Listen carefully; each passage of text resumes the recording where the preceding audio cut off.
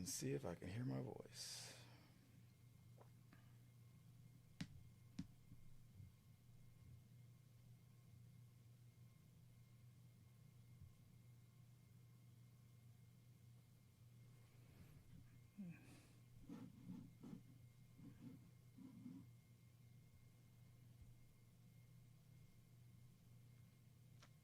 Waiting for Teacher Media Studios. Why does it say that? This one says live. Yeah, on the horizontal, but the vertical's not.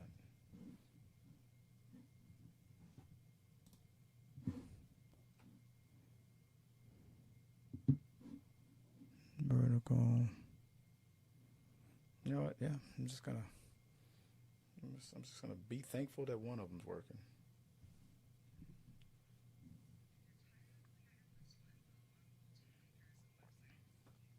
Okay, check 1 2 if anybody can say if anybody can hear me.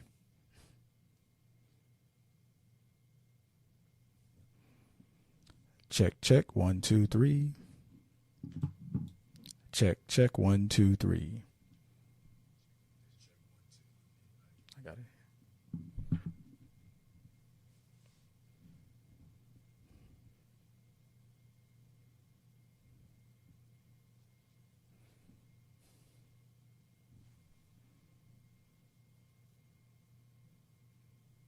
And the vertical is not. Oh well, but horizontal's fine. I can fix that later. Okay. I'm gonna try to make this one as quick as possible. That's what she said, or he said to her. Let's see. Your volume's down, is it, babe? Because I'm talking about your phone, because I don't. Because Yes, that's why I put the earphone in my ear. All right.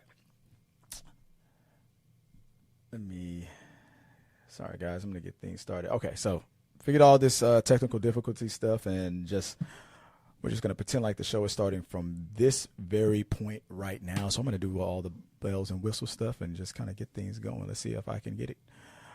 This is Chris Fagan and Joy Fagan. We're talking through the movies, and let's get started right now.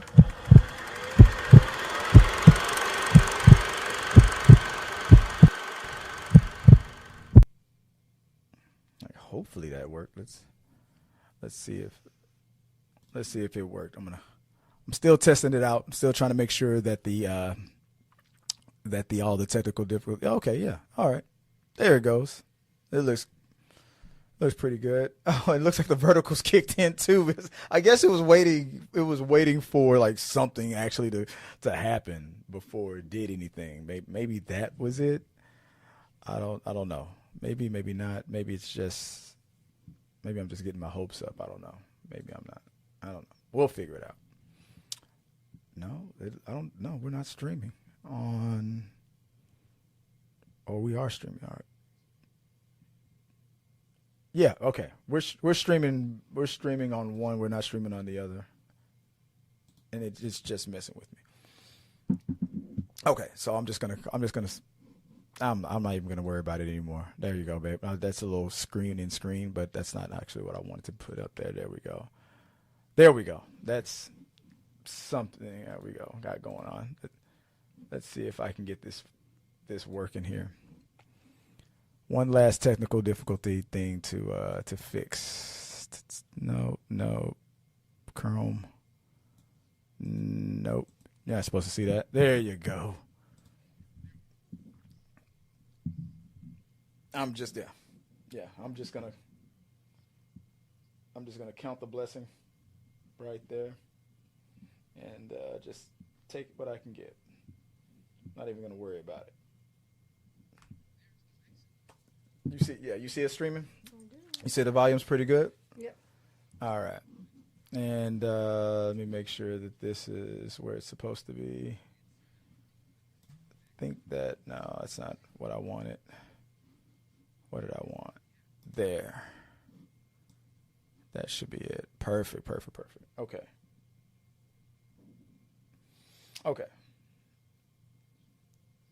So So now I'm going to pretend like this is where the show actually officially starts. All right, 3, 2, 1. Okay, guys, welcome back to another episode of Talking Through the Movies. I'm your host, Chris Fagan. This is Joy. Hey, babe, thanks for sticking with me. I'm gonna at the same time, I'm going to adjust your camera right there. There we go. I don't know. A little bit. There you go. Centered. All right. Sorry about that, guys. Okay, so real quick, we're just going to, as you can see on the title card of the show, we're going to talk a little bit about The Punisher. We haven't watched it yet. We're going to watch it. We're going to watch it. Let me get that right. Well, if you can, when you turn to me, you got it. We're going to watch that today. Right after this, hopefully we can get some time in to watch that. What I really want to do is just get into some quick topics before we watch that. And let me just pull that up right now. Sorry, guys, I am behind. If you're watching this, it's brutal. If you're listening, it's probably even worse. You're like, what the heck is this? These guys are rusty. Yes. All right, let me go through. I'm just combing through the show notes. So, The Punisher. Punisher returns, One Last Kill. That's Disney Plus. It's kind of like a movie, but what did it say? It was like 45 minutes long, look like? 45 minutes. Long, yeah, so it's not really an episode. It's not really like, it's not a feature film, so it's not a movie, not a miniseries, so it's just, like they said, it's a special. So that's the news. Marvel Studios has officially released The Punisher, One Last Kill. It's a 44-minute special presentation on Disney Plus. That bridges the gap between Daredevil and Spider-Man. Can you see the other bullet points you want to go through? So one of the facts of it, John Berthal, he co-wrote the special with director, is it Ronaldo Marcus Green, promising the most adult R-rated project in the MCU history. What do you think about? Any thoughts on that? R-rated, like, because we're going to kill everything? Yeah. Okay. I mean, it's The Punisher. So Okay. he's... he didn't. John Berthal said that he didn't originally want to come back as the Punisher in the original draft of the Daredevil Born Again script when they first wrote, or when they first planned on making it like a 24, 22 episode, like a regular traditional series type of thing. Like season 1 and season 2, the way it wrapped up, that was supposed to be the first season. And like where it ended with getting rid of Muse and whatnot, I think that was supposed to be like the mid-season thing. And then how it ended with Kingpin, I think that's how it was. I heard was meant to be a whole season, but he didn't like what they had. They did some rewrites, and he put his thoughts into it. That whole back and forth speech that they had in that basement, that was Bernthal. So he's really been putting himself into the character more than any other actor that's ever played a Punisher. The story explains this special explains Frank Castle's absence from Born Again season 2. He's been on a dark night of the soul mission far from the mayor's office. So I guess after he made his little escape and got out of New York, he just decided to just keep going, I guess. But did you think he felt like he was missing? I've never asked you this question. What did you think about the fact that he wasn't involved in the second season? I didn't necessarily think he was going to be heavy in it, but I did think we were going to see him. You wanted to see something of him? I thought we were going to see more than just Jessica Jones. I was hoping to see him and Jessica Jones meet. Yeah. I know he never really became a part of the Defenders, but I was hoping he would. I mean, he kind of is because he works with Daredevil a lot. I would love to see Bernthal and Jessica Jones. I just feel like they would bounce off of each other it would be really funny, especially if he threatened her and Luke was right there, because, I mean, Punisher is all about bullets, and Luke don't care about bullets.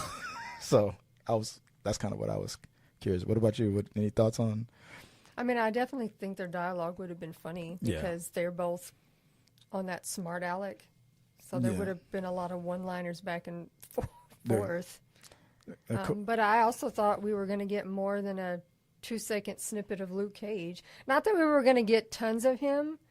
I just thought in that last episode we would have seen him do something besides walk through the door And and you're- be like, where have you been? So you guys are getting us right before we watch this. We're about to go downstairs and watch this special. So I'm curious on where this all is going to lead. One of the last facts, it says it features that the return of Deborah Ann Wolfe, Karen Page, and Jason R. Moore as Curtis Holly is, and introducing Judith Light as the ruthless. Is it Nucci, which I heard is a character from the comic book who is real ruthless, and what Daredevil does to her in the comic book is pretty messed up. And I'm thinking we might get to see something of that. So I'm looking forward to this special. I want to check that out. Now, after Daredevil Born Again season 2 wrapped up, we see that Matt goes to prison. Mm-hmm. I went back and I was like, oh yeah, but then this is leading into Spider-Man, and we see that Frank Castle was in the trailer, and we see a fight with the ninjas who I only can assume is the Hand, and we see Spider-Man fighting in a prison. So Daredevil's in a prison. So it's the worst. I mean, it's just like how it was bad at keeping the other two Spider-Men that was digitally removed out of the trailer to keep it a secret. All that space that in that action scene they're doing it again. Spider-Man looks like he's fighting a whole bunch of ninjas by himself in a weird position. So there's space for at least two more heroes. I think they're doing it again. I think it's Daredevil. I think it's Daredevil, Spider-Man, and another hero. Maybe it's but it's a flying scene. So it could be Punisher or it could be somebody else. I don't know, but it's not Punisher. It could be Daredevil's there.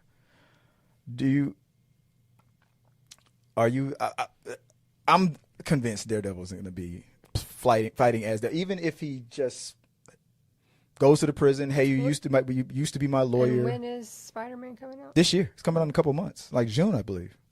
So, yeah, I think Matt Murdock's in prison. Yeah, and I think Spider-Man's gonna get his help. I need your help fighting these ninjas, and because you used to be my lawyer, and I'm Spider-Man, and the theory is that Matt's gonna not remember him, but no, he's telling the truth because of this heartbeat and stuff. Either he's gonna think he's telling the truth, or he's like, "You're a psycho." So, but either way it goes, you're Spider-Man. So I'm gonna help you. What's going on? And disappointing news. What's that? Charlie Cox is no longer coming to Comic Palooza. Oh, Comic Palooza. So He canceled today. today? They announced it today. He has prior commitments that no longer allow him to be His agent's like, nah, you're about to blow up soon. They're not paying you enough. The others are still scheduled. So It's just him. let's go back. Let's circle back to Comic Palooza. T3 Media Studios. We're going to be representing Comic Palooza. We're going out there. What are we going to get now from Daredevil? We're still getting Kingpin. Bullseye. Okay, that's good. Jessica Jones. Okay, so we got. Oh, I got the Funko Pops out there. So, I got the Bullseye Funko Pop. What else we got? Kingpin, Bullseye, Jessica Jones. So Bernthal was never coming, and now Matt's not coming. Now Daredevil's not coming. Okay. All right. So I was just checking the volume, making sure we're still good. All right. That's okay. I mean, I was not. I'm okay with Bullseye. I mean, I would talk to him about that other show, All Rise. I know you were. But sure, you're close there. I know you were wanting Kingpin to talk to Kingpin anyway. Yeah. Vincent D'Onofrio. Yeah. I'm curious. What a question that I would ask Vincent D'Onofrio would be like, with this whole Multiverse of Madness and Into the Spider-Verse, will we ever get any kind of homage to his Kingpin seeing, or at least us seeing a nod to Michael Clark Duncan's Kingpin from when Ben Affleck played Daredevil. Now, I know they're doing a panel. Of course, they're going to be missing Charlie Cox. But the others are all doing. That's a question that I would ask. If I could get a chance, I'm like, would you, with this whole Spider-Verse thing that's happening with the Multiverse of Madness, would you, as Kingpin, and would you ever want to, after the joke of there's got to be a black Spider-Man out there somewhere, obviously we've had a black Kingpin, would you want to acknowledge your Kingpin seeing or getting a glimpse of, or some kind of type of an homage, which I feel like we've already kind of had an homage to Michael Clark when Vanessa died and that rose. I mean, I don't know if that's a standard thing with Kingpin with that rose, but it was a heavy thing with Michael Clark Duncan's Kingpin putting a rose on the, but that was on the rose on the body of his victim. So I don't know. I feel like that might have been like a little bit homage to Michael Clark Duncan. I don't know. Let us know what you guys think. I'm bummed now, so we're not gonna get Daredevil, but I'm not surprised. But I'm looking. So Kingpin and Bullseye, I got those Funko Pops. Hopefully I'll I don't know. I got to double check to see if there's any more space for those to get in that line, because dang it, I really wanted that Daredevil signature. But I will take a Kingpin. I will take a Bullseye, and I get that. We got to bring the Funko Pops. Should I be in cosplay when I meet these guys, or should I drift back down to T3 Media? I don't know. Let's see. I don't know. Let you guys decide on that. People react well to Ruby Rod. Ruby Rod and Bullseye. I don't know. I feel like he'll try to throw something in the hair. I don't know. We'll see. Let us know what you guys think. All right, let's move on to the next topic real quick. Another thing on the hot slate. So I'm a big Euphoria fan. I haven't caught up with the latest episodes. And the news is Sydney Sweeney versus OnlyFans creators. The news is that Variety is reporting that actual OnlyFans models are slamming Sydney Sweeney's latest Euphoria arc as a cartoonish and troubling. So what's happening with Sweeney's character is that she's wanting to be more independent and get more money. I don't like the direction that they're going, but after hearing all the rumors that the writers and whatnot, and especially not Sydney Sweeney, the other one, the star, Tom Holland's Zendaya have been beefing, so they want to keep Zendaya happy. Everybody, everybody's kind of disassociating themselves. So you would think that they're doing it on purpose to be petty, like they're writing her in a crazy way. But I would have to, after I thought about it, I'm looking at it. No, this is probably where that character would be at this point of her life and what she would probably be doing. In this point of her character is always seeking attention and validation. So it kind of does make sense. Is it a dig? Is it not? I don't know. I guess it all depends on how you look at it. But the news shows that Variety reports that there's OnlyFans models slamming Sydney Sweeney's latest Euphoria arc. Fact one is that creator Maitland Ward argues that dressing Sydney Sweeney as a dog and a baby, which she's done in the episodes that I haven't caught up to, premature, harmful stereotypes that S workers have no moral compass. And just on your thoughts on that. But I mean, I know you don't have any reference to it because you don't watch the show. No, I've only seen some snippet that made no sense to me. Yeah, it's out of context. Which she dressed up like a dog. No, I saw one where she was like growing big, like. Yeah, doing miniature. That's an episode that I haven't caught up to yet, but I saw it. It was ripping, and she was getting huge, and I was probably an homage to the Attack of the 50-Foot Woman. I don't understand what's going on. I don't watch this show, so this makes no sense to me, and I don't get it. Definitely, probably has something to do with golden showers. I don't know. I'll have to see when I check it out. But critics highlight that the irony that Hollywood is profiting from an age play content that is actually banned on the platform. That's funny. Or I'm not funny, haha, funny, strange. the last fact is the backlash has sparked a wider debate about whether traditional media is stripping the digital creator community of the dignity for vibe points. So that's some weird stuff that's going on in there on the hot slate. Now let's set the scene, and this is gonna make sense of the graphic. I don't know. I got the logo at the bottom, but after I edit it, this is all gonna make sense. I've been waiting to try to do this on set the scene. So I'm doing something different with set the scene, which I want to get more conversation going on with these favorite scenes. Like if you have a favorite movie scene that you like, you can throw one in there too. Mine is, and this is a bit of movie I've been talking about a lot lately, Ghostbusters 2. It's not even, I don't even like Ghostbusters 2 more than Ghostbusters 1, but I'm quoting Ghostbusters 2 more than Ghostbusters. I mean, Ghostbusters original, there's a lot of quotes, but I had so much fun with the Janos character, I'm always quoting him. So the scene where Dr. Janos, played by Peter McNichol, he delivers a low-key savage critique to an art restorer at the Manhattan Museum of Art. McNichol developed the unidentifiable, is it Carpathian accent? He developed that unidentifiable Carpathian accent himself, aiming for a voice from a country that they could not distinguish, that it doesn't exist. And this is why in the movie, when Peter Venkman, or was it Ray, he was like, "Where are you from?" And his only response was the Upper West Side. They're talking about New York, but I'm like, but that's not like, dude, we're like, this is like they couldn't pick where this accent is from. Where are you from, dude? I'm rich. I'm from the Upper West Side. Like what? Like he's in his mind, he's like, I'm American. Like, but that's not but that voice that McNichol had created was always classic. When you saw Ghostbusters 2 for the first time, did you go to the theaters or did you watch it at home on VHS? It would have been at home. Probably been at home.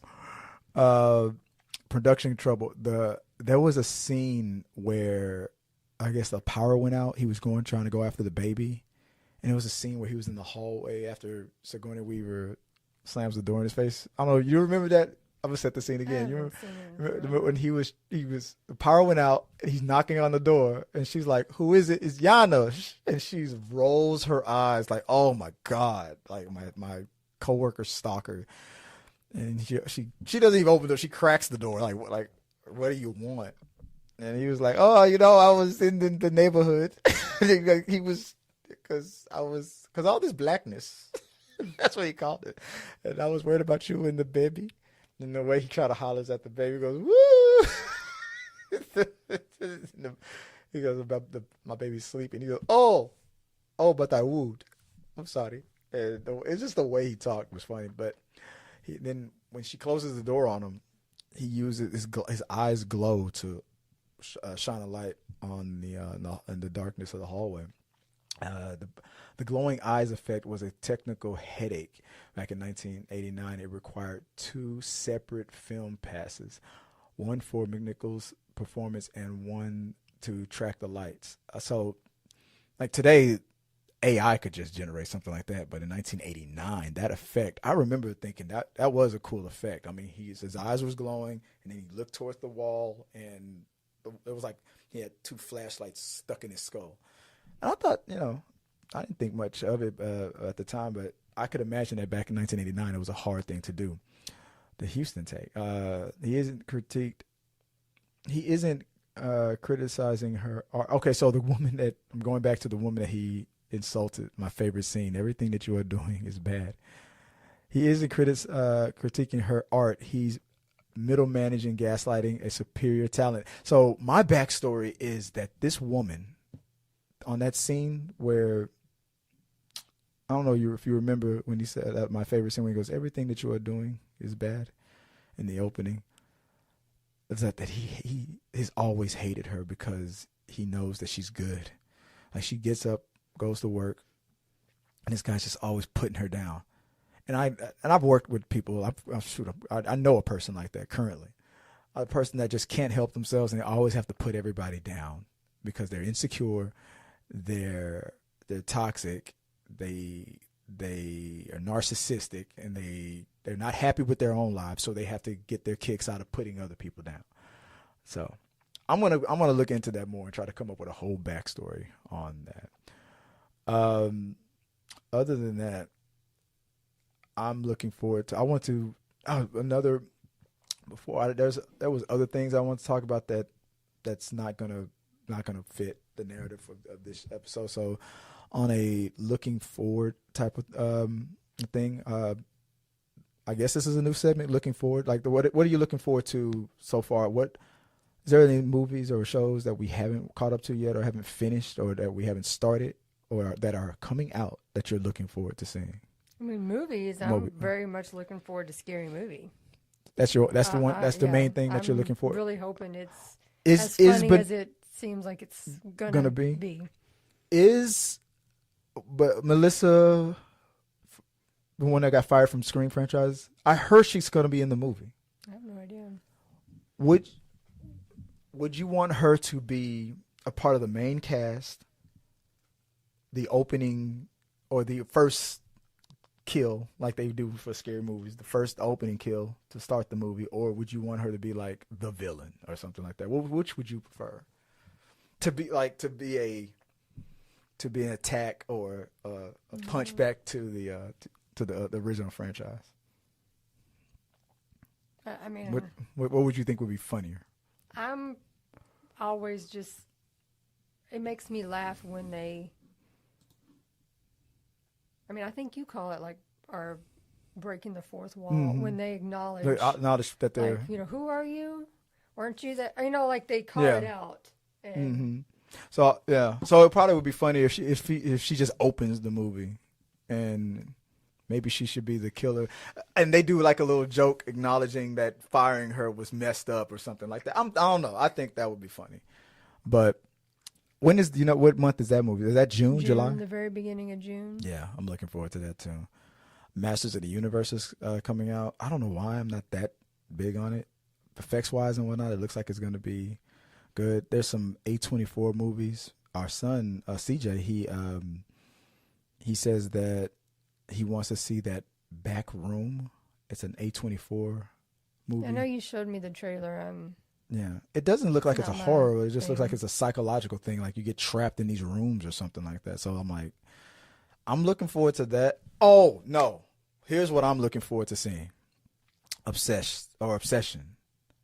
The guy loves this girl. I guess she doesn't like him the same way, so he gets this thing, makes a wish that I wish you were obsessed with me or in love with me, and he makes that wish, and then it becomes like a horror, like how obsessed she is of him. And I don't know if I showed you that trailer, but it's the same one of the actresses from that TV show Superman and Lois. It was one of the daughters of Lana Lang, the neighbor's daughter, I guess, that because I knew I recognized her, and I was like, who is this actress? And then I looked it up, it was her. But that trailer, I'm like, he got his wish. She's obsessed with him, and it's backfiring because it's getting scary. How obsessed? I'm like there's a scene where she's they're in a restaurant, and she says some little bitty critique. I don't know what it was. Like, could you keep your voice down? And she's like, what do you mean keep your? I don't know. She just goes off on him. It's like she's like the moment she even thinks he's about to break up with her, she immediately makes the scene like no, and gets louder and louder. And like he's like, shut the I don't know. Like I don't know. Like if he would have got up and walked away, like she probably would have opened fire or something. I don't know. So they're saying that movie looks like it's going to be. Some people are saying that that's like the best horror of the year. I know you're not big into horror, but I don't know. But it kind of reminds me of how I would be if you ever thought you could leave me. You're not going to get rid of me at all. I know I think The Last of Us is coming back soon. Yeah. Last of Us. I'm interested in that season. I'm trying to get it from that girl's perspective. Yeah, I think that's going to be good. The Bears' final season starts in a few weeks. What else? We're finishing The Boys. Yeah. The Bear already dropped a surprise episode. Okay. They dropped it like a week ago. Like a full episode, or it's a full episode, but it's not. Is it from last season? Part of this season. It's a standout. It's basically like a. What if is it about the food truck?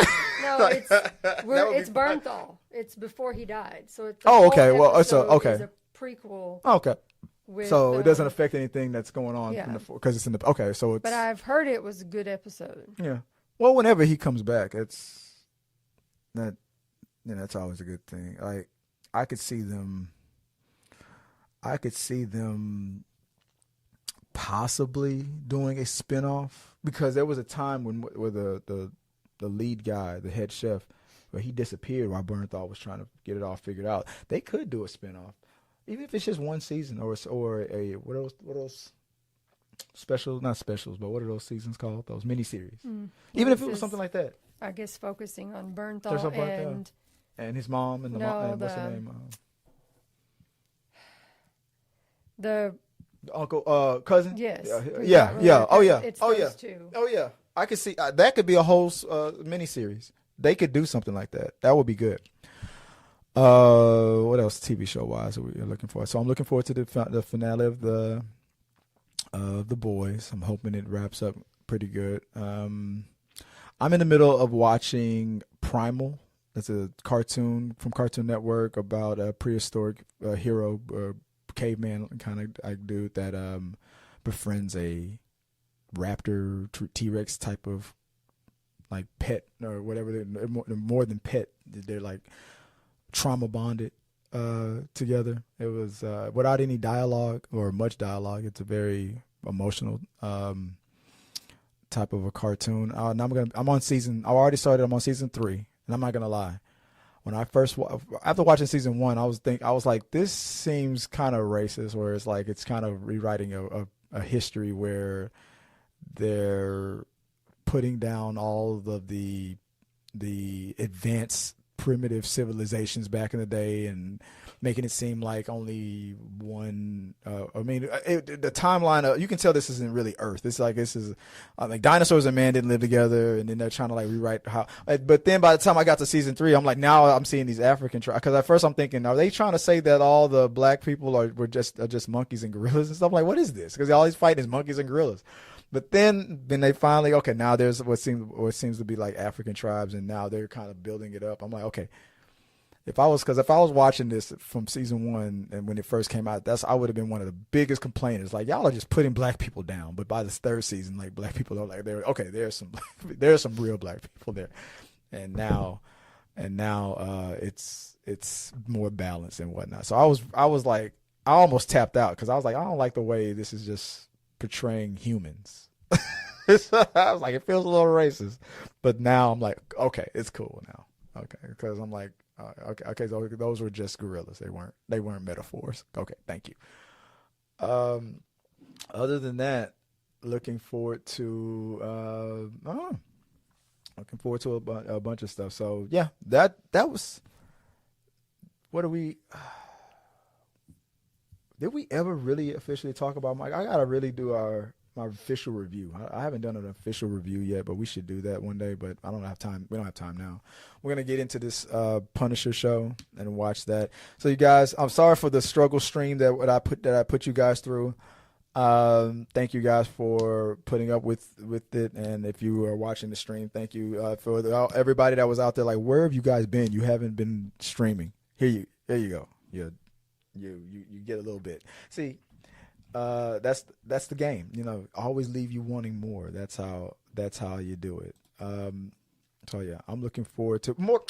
I'm surprised I didn't say that. Mortal Kombat. I'm kind of. I don't know why I'm not that excited about Mortal Kombat. To me, it feels like Mortal Kombat and the other one, Street Fighter. I feel like I'm gonna be disappointed.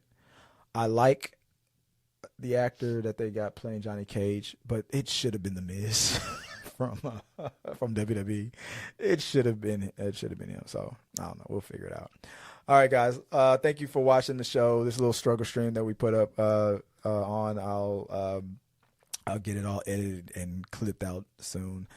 Thank you guys for watching. If you're listening on the podcast, just tell people. Tell people about the podcast and follow us on Spotify, iHeartRadio, all that stuff, and on your favorite podcast of choice. If you don't know, we do have podcasts, guys. Come on, tell your friends so you can listen to me try to struggle stream on the treadmill. or if you like the sound of my voice while you're, washing your dog or washing your car, whatever, So, if you want more Ruby Rod, I'll do that too. But I want to give a quick little shout out. We got some recent subscribers to the channel.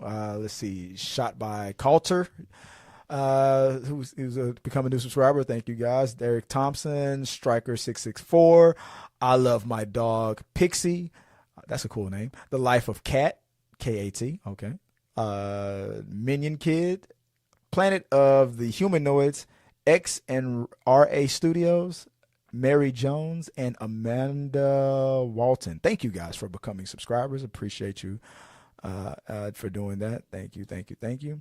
And we'll look forward to you guys. Hope you guys look forward to us. Next week if I can get this struggle stream steady and back on track. I'm trying, guys. We're looking forward to Comic Palooza. So we'll be up there, not this weekend, but next weekend, right? Mm-hmm. So look out for us there. If you're going to be in the Houston area, come down to Comic Palooza and check us out. We want to interview all of you cosplayers. Anything else, babe? Anything new that I forgot to add? I think so. All right, that's it. All right, guys. Until next time, guys, have a good one. Have a happy. Leave a comment, like on the YouTube channel, follow us on all the things, and on Spotify and all your favorite podcasts of choice. Help us out. Spread the word. And until next time, guys, let's see if I can get this outro working. Media.